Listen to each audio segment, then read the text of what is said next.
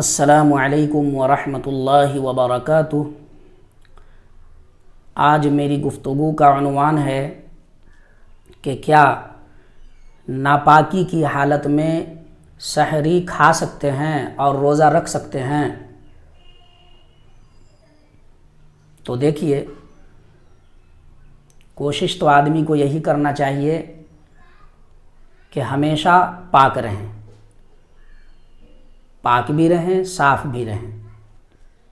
اسلام اسی کی تعلیم دیتا ہے۔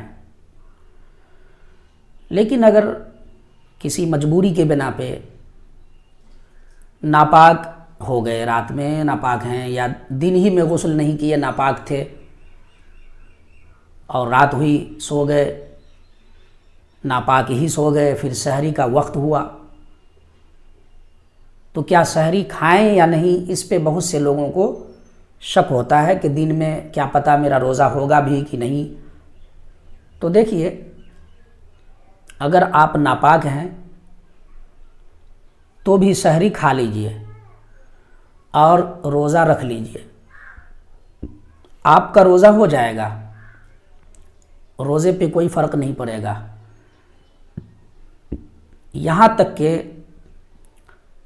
کسی مجبوری کی حالت میں اگر پورا دن بھی آدمی ناپاک رہا اور ناپاک ہی افطار کیا تو بھی روزے پر کوئی فرق نہیں پڑے گا، روزہ ہو جائے گا۔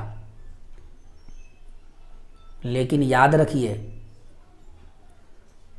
اگر آپ ناپاک ہیں اور آپ نے ناپاکی کی حالت میں جو نماز چھوڑا ہے تو نماز چھوڑنے کا گناہ الگ ملے گا آپ کو، اور ناپاک رہنے کا گناہ الگ ہوگا آپ کو، لیکن روزے پہ اس کا کوئی فرق نہیں پڑے گا، روزہ ہو جائے گا۔ ہاں، پاک صاف رہ کر کے اگر ہم روزہ رہیں گے، اس کی نورانیت کچھ اور ہوتی ہے نا۔ ہم پاک ہیں، باوضو بھی ہیں،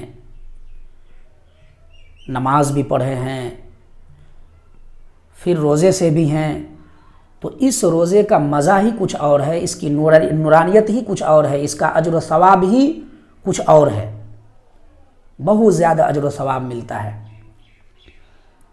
لیکن جو ناپاکی کی صورت میں روزے رہیں گے تو اس کی نورانیت ختم ہو جاتی ہے اور نماز نہیں پڑھنے کا گناہ بھی ہوتا ہے، ناپاک رہنے کا گناہ بھی ہوتا ہے۔ اس لیے کسی وجہ سے اگر ناپاک ہی سحری کھانا پڑے تو کھا لیجئے، بہتر تو یہی ہے کہ غسل کر لیجئے تاکہ فجر کی نماز بھی پڑھیں، یہ ضروری ہے آپ پہ کہ غسل کر کے فجر کی نماز پڑھیں۔ لیکن پھر بھی آپ نے غسل نہیں کیا تو خیر، آپ روزہ رکھ لیجئے، نماز نہیں پڑھنے کا گناہ الگ ہوگا۔ اور دیکھیے، روزے میں ہم جب ہیں تو کوشش یہی کریں کہ ہم ہمیشہ پاک رہیں، رمضان ہو یا غیر رمضان ہو، لیکن رمضان میں تو اور بھی زیادہ اس کا اہتمام ہو کہ ہم ہمیشہ پاک رہیں، باوضو رہیں اور صاف ستھرا بھی رہیں، کپڑے بھی ہمارا صاف ہو، اور خوشبو میں ہم معطر رہیں، عطر لگاویں، خوشبو بسائیں، تو یہ اچھی بات ہے تاکہ پتہ چلے کہ رمضان میں اور غیر رمضان میں فرق ہو سکے، ہے نا۔ تو ان چیزوں کا اہتمام کریں۔ اللہ رب العزت سے دعا ہے کہ اللہ رب العزت ہم لوگوں کو رمضان کی قدر کرنے والا بنائے اور پاک صاف رہنے والا بنائے۔ آمین یا رب العالمین۔ وما علینا الا البلاغ۔